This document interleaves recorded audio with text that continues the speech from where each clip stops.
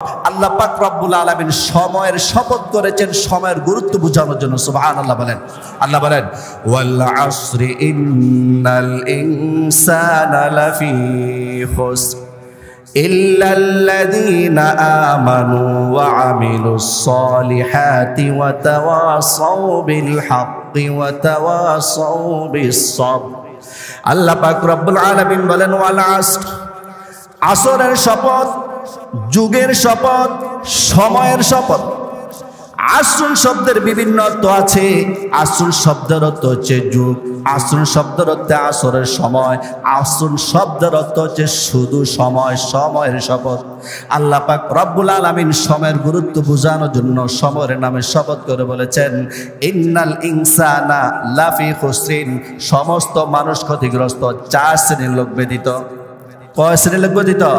সমস্ত মানুষ ক্ষতিগ্রস্ত, মাত্র 4 শ্রেণীর লোক ক্ষতিগ্রস্ত না। 1 নাম্বার ইল্লাল্লাযীনা আমানু, যারা ঈমান এনেছে, ওয়া আমিলুস সালিহাত, নেক আমল করেছে, ওয়া তাওয়াসাউ বিল হাক্কি, অন্যকে ঈমানের কথা বলেছে, ওয়া তাওয়াসাউ বিস সাবরি, অন্যকে নেক আমলের কথা বলেছে। একদম সহজ কথা, নিজের ঈমান এবং নেক আমল, অন্যের ঈমান এবং অন্যের নেক আমল। আল্লাহ বলেন এই 4 শ্রেণীর লোক ব্যতীত যত মানুষ আছে সমস্ত মানুষ ক্ষতিগ্রস্ত। এখন একটা প্রশ্ন করা হয়, তাহলে হুজুর আমরা কি চাকরি করতে পারবো না, সংসার করতে পারবো না, দুনিয়ার কোনো কাজ কি আর করতে পারবো না, কারণ এই কাজগুলো তো এই 4 কাজের মধ্যে নাই? এই প্রশ্নের উত্তর হচ্ছে দুনিয়ার কাজও যদি নিয়ত যদি ভালো হয়, এই দুনিয়ার কাজগুলো কিন্তু দ্বীনি কাজে পরিণত হয়ে যায়। আল্লাহু আকবার বলেন।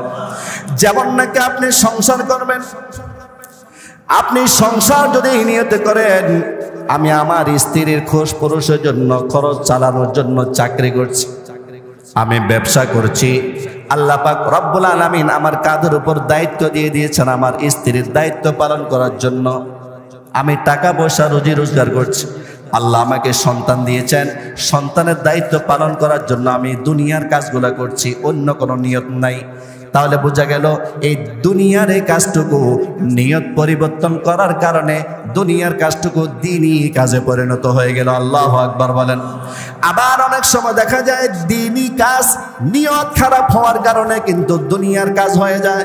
যেমন নাকি আপনি নামাজ পড়লেন, দ্বীনের কাজ করলেন, কিন্তু মনে মনে আছে মানুষকে দেখানো। বলেন তো এই দ্বীনি কাজটা আপনার আর কোনো ফায়দা দিল কি দিল না? কোনো ফায়দা হয় নাই।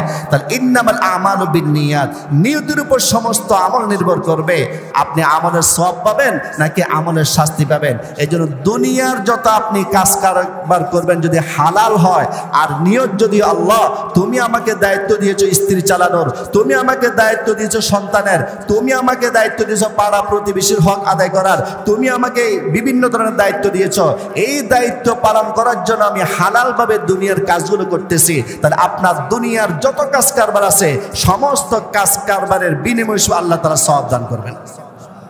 তাহলে আল্লাহ বলেন সময়ের কসম।